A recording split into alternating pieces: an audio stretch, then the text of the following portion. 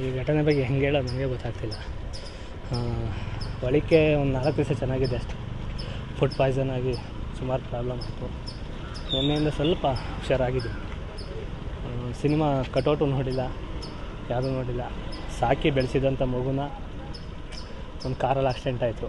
ಹಿಂಗೆ ಎದ್ದೇಳೋಣ ಅನ್ಕೋತೀವಿ, ಅಷ್ಟೊಂದು ಲಾರಿ ತಂದು ಹರಿದು ಸಮಾಧಾನ ಮಾಡಿ ಫಿನಿಷ್ ಮಾಡೋಕ್ಕವ್ರೆ. ಈಗ ನಾವೇನು ಹೇಳೋಕ್ಕಾಗಲ್ಲ, ಗೊತ್ತಿಲ್ಲ. ಈಗ ದೊಡ್ಡವ್ರು ಮೀಟ್ ಮಾಡಿ ಅವ್ರ ಆಶೀರ್ವಾದ ತಗೋಬೇಕು. ಏನಾಗಿದೆ ಏನು ಕಥೆ ಅದು ನನಗೂ ಗೊತ್ತಿಲ್ಲ, ಹೊರಗಡೆ ಏನಾಗಿದೆ ಅಂತ. ಫಸ್ಟಿಗೆ ಹೋಗ್ಬೇಕು ಸರ್. ಈಗ ಸಿನಿಮಾ ರಿಲೀಸ್ ಹಿಂದಿನ ದಿನವೇ ನಿಮಗೆ ಈ ರೀತಿ ಒಂದು ಘಟನೆ ಎದುರಾಯಿತು, ರೇಪ್, ಅತ್ಯಾಚಾರ ಅನ್ನೋದು ನಿಮ್ಮ ಆಪ್ತರೆ ನಿಮ್ಮ ಜೊತೆಗಿದ್ದಂಥವ್ರೆ ಮಾಡಿದಾಗ ಏನು ಅದನ್ನು ಫೇಸ್ ಮಾಡಿದ್ದು ಸನ್ನಿವೇಶ ಆಗಿದೆ? ಸ್ಪೇಸ್ ಏನಿಲ್ಲ ಸರ್. ಈಗ ಅವರು ಏನು ಕಂಪ್ಲೇಂಟ್ ಕೊಟ್ಟಿದ್ದಾರೆ, ನಾವು ಏನೇನು ಮಾತಾಡಿದ್ದೀವಿ, ಅದು ಕಾನೂನು ಏನಿದೆ ಅದು ನಡೀತಾ ಇದೆ. ಅದಕ್ಕೆ ಏನಿದೆ ಕಾನೂನು ಅದು ತಲೆ ಬಾಗ್ತೀವಿ. ದೇವರು ನಾನು ಒಬ್ಬಿದ್ದಾನೆ ಮಾತಾಡೋಣ.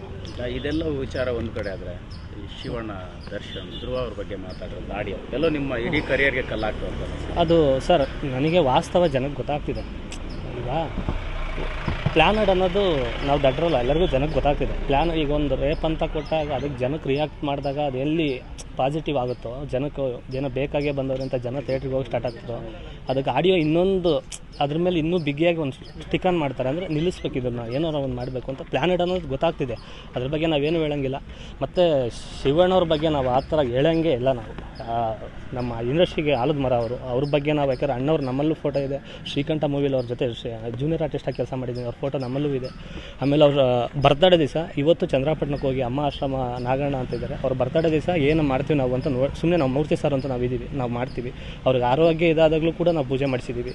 ಇನ್ನು ನಾವು ಡಿವೋರ್ಸ್ ಬಗ್ಗೆ ನಾವು ಮಾತಾಡೋಕ್ಕಾಗಲ್ಲ ಸರ್. ಯಾಕೆಂದ್ರೆ ಅವ್ರನ್ನ ನಿಮಗೆ ಗೊತ್ತು, ಅವ್ರ ಕೆಣಕ್ತವ್ರು ಯಾರು ಇದು ಮಾಡಿಲ್ಲ. ಅಷ್ಟಾಗಿ ನನಗೆ ಗೊತ್ತಿರೋ ಪ್ರಕಾರ ಇಲ್ಲಿರೋ ಜೈಲಲ್ಲೂ ಅಷ್ಟೇ ಸರ್. ಇದೆಲ್ಲ ಪ್ಲ್ಯಾನ್ಡು ಸರ್. ನೀವು ತಲೆ ಕೆಡಿಸ್ಬಿಡಿ, ನಾವು ಸಪೋರ್ಟ್ ಮಾಡ್ತೀವಿ ಸರ್. ತಲೆ ಕೆಡಿಸ್ಬಿಡಿ. ಎಲ್ಲರೂ ಒಳಗಡೆ ಜೈಲಲ್ಲೂ ಸುಮಾರು ಜನ ಫ್ಯಾನ್ಸ್, ಎಲ್ಲರ ಫ್ಯಾನ್ಸು ಇದ್ದರು, ಸುಮಾರು ಹೇಳಿದರು. ಬಟ್ ಒಂದು ಕಡೆ ಬೇಜಾರು ಅಂದರೆ ಇದಕ್ಕೆಲ್ಲ ನಾನು ಕ್ಲಾರಿಟಿ ಕೊಡ್ತೀನಿ.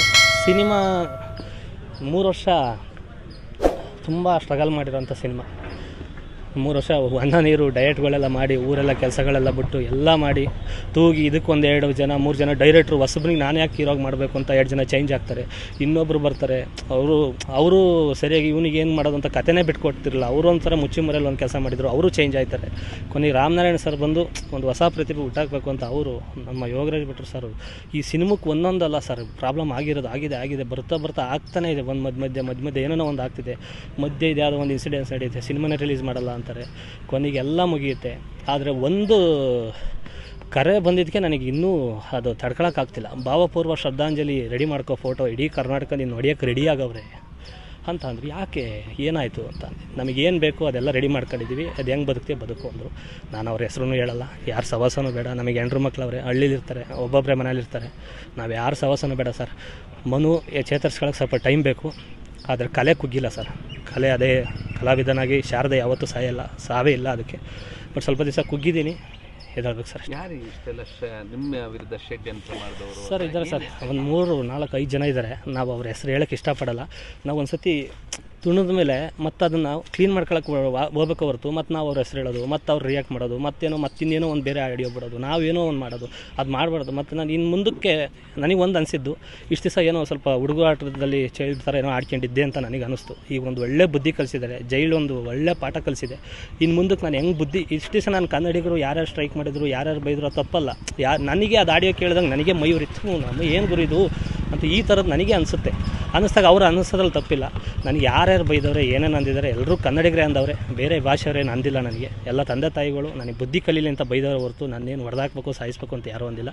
ಅವ್ರ ಮಾರ್ಗದರ್ಶನದಲ್ಲಿ ಒಂದು ಮುಂದಕ್ಕೆ ಇನ್ಮೇಲೆ ಏನು 2025 ಐತಲ್ವ, ಇನ್ಮೇಲೆ ಒಂದು ಒಳ್ಳೆ ಬುದ್ಧಿ ಕಲಿತು ಇನ್ನು ಮುಂದಕ್ಕೆ ಯಾರ ಜೊತೆ ಇರಬೇಕು, ಯಾರು ಸವಾಸ ಮಾಡಬೇಕು, ಯಾರ ಜೊತೆ ಹೆಂಗೆ ಮಾತಾಡಬೇಕು ಅನ್ನೋದನ್ನ ಒಂದು ತಿಳಿಸ್ಕೊಟ್ಟಿದ್ದು ಏನೋ ಗೊತ್ತಿಲ್ಲ. ಮುಂದಕ್ಕೆ ದೊಡ್ಡದಾಗೋದನ್ನ ಇಲ್ಲಿಗೆ ಇದು ದೊಡ್ಡದೇ, ಏನು ಚಿಕ್ಕದಲ್ಲ. ನಿಮ್ಮ ಮಾತುಗಳು ನಿಮಗೆ ದುಬಾರಿ ಆಯ್ತಾ ಅಂತ ಅನಿಸ್ತಾ? ಏನು ಅದನ್ನು ನೀವು ಪ್ರಜ್ಞಾಪೂರ್ವಕವಾಗಿ ಮಾತನಾಡಿದ್ದ ಅಥವಾ?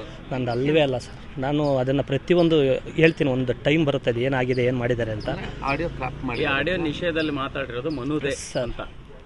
ನಾನು ಯಾರ ಜೊತೆ ಎಣ್ಣೆ ಸಿಗರೇಟ್ ಕುಡಿದಿದ್ರೆ ಕರ್ಕೊಬನ್ನಿ ಸರ್. ಏನೋ ನಾನು ಯಾವುದೇ ಕಾರಣಕ್ಕೂ ಕೇಳಿ ನಾನು ಡಯಟಲ್ಲಿದ್ದವನು.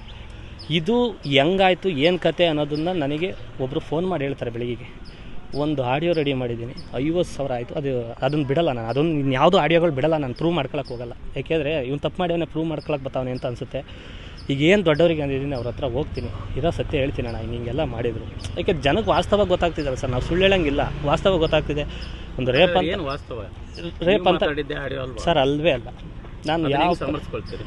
ನಾನು ಹೇಳ್ತೀನಿ ಸರ್ ದೊಡ್ಡವ್ರದ್ದೆಲ್ಲ ಮಿಮಿಕ್ರಿ ಮಾಡ್ತಾರೆ. ಈಗ ನನ್ನ ಹತ್ರ ದುಡ್ಡಿದ್ದು ಬ್ಯಾಕ್ಗ್ರೌಂಡ್ ಇದ್ದಿದ್ರೆ ಅದು ಆಡಿಯೋ ನಂದಲ್ಲ ಅಂದರೆ ಜನ ಒಪ್ಕೊತಾ ಇದ್ರು. ನಮ್ಮ ಹತ್ರ ಇಲ್ಲ ಸರ್.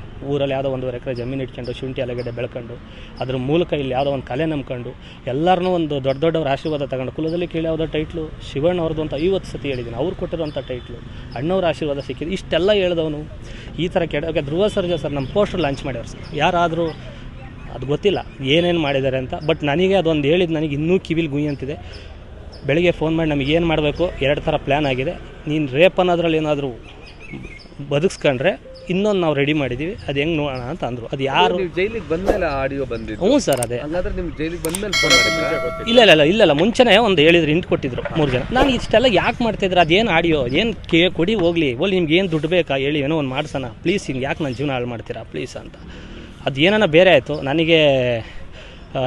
ಸರ್ ನೀವು ನಂಬಲ್ಲ, ಈ ಸಿನಿಮಾದಲ್ಲಿ ನೀವು ಪ್ರಮೋಷನ್ ಮುಗಿಸ್ಕೊಂಡು ಬರ್ತೀನಿ, ಕುಣಿಗಾಲಲ್ಲಿ ಮೊಟ್ಟೆ ಹೊಡಿತಾರೆ 4. ನಾನು ಎಲ್ಲೂ ಪ್ರಸ್ತಾಪ ಮಾಡಿಲ್ಲ. ಮೊಟ್ಟೆ ಹೊಡಿತಾರೆ, ಅದು ಸುಮ್ಮನೆ ಅದೇ. ನಾನು ಟರ್ನ್ ಹೊಡ್ಕೊಂಡು ಕುಣಿಗಲ್ ಏನು ಬರುತ್ತೆ ಮಾಡಿ ರೋಡಲ್ಲಿ ಹೆವಿ 140 ಹೊಡ್ಕೊಂಡು ಹೊಂಟೆ. ನಾನು ಅದು ಸುಮ್ಮನೆ ಅದೇ, ನಾನು ಏನೂ ಮಾತಾಡಿಲ್ಲ. ಅದು ಮಗ ನಾನು ಯಾವುದೂ ಹೇಳ್ಕೊಂಡಿಲ್ಲ ಸರ್. ಇದೆಲ್ಲ ಏನೋ ಒಂದು ದೊಡ್ಡ ಗೊತ್ತಿಲ್ಲ ಸರ್. ಏನು ಪ್ರಮೋಷನ್ ನೋಡಿ, ಹಾಸನದಲ್ಲಿ ಪ್ರಮೋಷನ್ ಮಾಡಿದೆ, ಬಸ್ ಸ್ಟ್ಯಾಂಡಲ್ಲಿ ಮಾತಾಡ್ತೀನಿ. ಪಾಪ ಪೊಲೀಸ್ನವರೇನೋ ನಮಗೆಲ್ಲ ಸಹಕಾರ ನೀಡಿದ್ರಿಂದ ಫೋನ್ ಮಾಡಿದರು. ಲೇಟೆಸ್ಟ್ ಹಾಗೂ ಇಂಟ್ರೆಸ್ಟಿಂಗ್ ಸುದ್ದಿಗಳಿಗಾಗಿ ಬಾಸ್ ಟಿವಿ ಕನ್ನಡ ಚಾನೆಲ್ನ ಸಬ್ಸ್ಕ್ರೈಬ್ ಮಾಡಿ, ಹಾಗೆಯೇ ಬೆಲ್ ಐಕಾನ್ ಪ್ರೆಸ್ ಮಾಡಿ. ಇದರ ಜೊತೆಗೆ ಫೇಸ್ಬುಕ್, ಇನ್ಸ್ಟಾಗ್ರಾಮ್, ಎಕ್ಸ್ನಲ್ಲೂ ಮಿಸ್ ಮಾಡದೆ ಫಾಲೋ ಮಾಡಿ.